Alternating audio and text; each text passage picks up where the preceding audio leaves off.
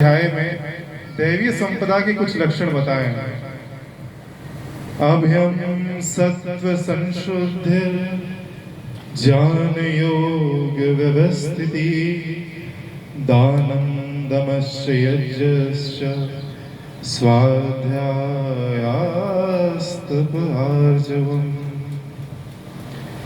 ऐसा परिवार वाकई दुर्लभ है जहां सत्यता हो, जो भय रहित हो, जो दान करने वाला हो, जो स्वाध्याय करने वाला हो, जो ईष्ट के प्रति अपने आप को समर्पित करता हो। ऐसा भाईचारा, ऐसा प्रेम ऐसे कलिकाल में दुर्लभ ही देखने को मिलता है। सबसे सर्वश्रेष्ठ अगर कुछ बताया गया है तो वो भक्ति योग है। सभी योगों का सर्वश्रेष्ठ योग क्या है? भक्ति योग। भक्ति योग में नवधा भक्ति का पहला ही है श्रवणम। तो श्रवण करने मात्र से सभी भक्तों का यहाँ पे कल्याण हो रहा है। और जिस प्रकार 4 वेद, 6 वेदांत, शिक्षा, कल्प, व्याकरण, निरुक्त, छंद, ज्योतिष, 18 पुराण, इन सभी के ज्ञान को सार रूप में निकाला जाए तो इस भागवत महापुराण के श्रवण मात्र से जो फल आपको प्राप्त हो रहा है वो प्राप्त होता है। ऐसा आपका परम सौभाग्य है। अच्छा, आपने आज कथा सुनी, इस कथा के भाव को अंतर्निहित करने के लिए मेरी छोटी सी बात मानेंगे? चलिए प्रयोगात्मक चीज करके देखते हैं। सभी लोग एक बार सीधे बैठे, सीधे बैठ करके अपनी अपनी आंखें 15-20 सेकंड के लिए बंद कर लीजिए और अपनी आंखें इसलिए बंद करिए क्योंकि अपने आप का दर्शन आपको हो सके। और किसी ऐसी चीज की धारणा कीजिए जो आपको सबसे प्रिय है। कोई ऐसा व्यक्ति, कोई ऐसी वस्तु, शायद वो आपके माँ बाप हो सकते हैं, शायद वो आपका भाई, आपकी बेटी, आपका बेटा। अब सोचिए कि वो अब आपके पास नहीं, आपने उसको खो दिया। अब आपको एक चीज महसूस होगी। आप इस पंडाल में जो भी व्यक्ति बैठा है वो अपने आप को दुनिया का सबसे सौभाग्यशाली व्यक्ति महसूस करेगा।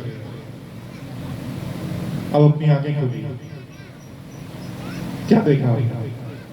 वो व्यक्ति आपके साथ, यही सबसे बड़ा सौभाग्य है।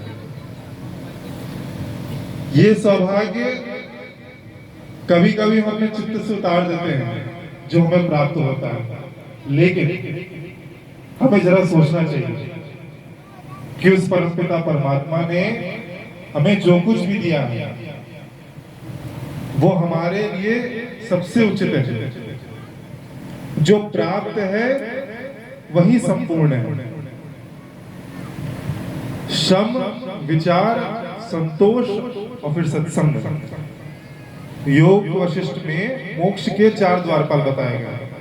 शम यानी मन को शांत करना, विचार लौकिक दुखों से निवृत्ति का उपाय, संतोष जो प्राप्त है उसमें सुख ही रहना, और आखिरी में सत्संग जो तीनों का उद्देश्य है वो है सत्संग। तो हम सब यहाँ पे क्या कर रहे हैं? बोलिए, सत्संग। तो आज जो सत्संग हमने किया है, आज जो कथा का श्रवण किया है, वो इसलिए नहीं हुआ है कि आज जो हमारे कानों से, हमारे कर्णों से आज की कथा प्रवेश की हमारे चित्त तक, और यहाँ से निकलने के बाद आधे घंटे में अपने घर में व्यस्त होकर के कथा उतर गई। नहीं, आज की कथा का जो सार निकला है उसको हमारे चित्त पे निरंतर बनाए रखना, और बनाए रखने से चित्त की वृत्तियों का पूर्णता निरोध करना।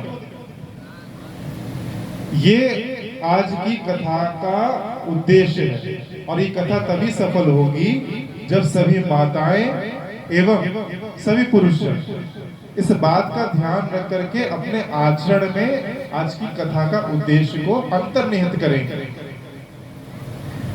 तो आप सबसे मेरा वादा है कि अगली बार जब मैं इस ग्राम में प्रवेश करूं, आप मेरा सौभाग्य होगा कि आप सभी से पुनः मेरी भेंट हो, तो आप सब इन बातों का विशेष ध्यान रखेंगे कि ये कथा ऐसे होने को तो कहीं भी कथा हो जाती है, कहीं भी लोग सुन के चले जाते हैं।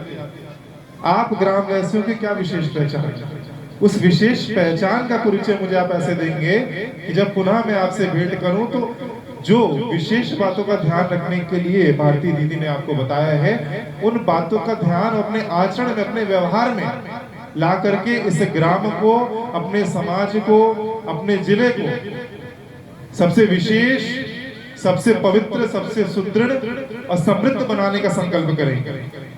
तो इस प्रकार अपने छोटे से योगदान से अब वैदिक सनातन देश की जो स्थापना, जो परिकल्पना रही है, उसमें अपना अपना सहयोग देंगे। एक बार बोलिए, वैदिक सनातन धर्म की। बहुत सुंदर। तो इसी प्रकार अब धीरे धीरे हम श्रीमद् भागवत महापुराण की आरती की ओर प्रस्थान करेंगे और अपने इस भाव को अंतर्निहित करके अपने अपने मुख्य उद्देश्य की ओर अग्रसर होंगे। बोलिए श्री वृंदावन धाम की जय, बोलिए बांके बिहारी लाल की जय, बोलिए श्रीमद् भागवत महापुराण की जय।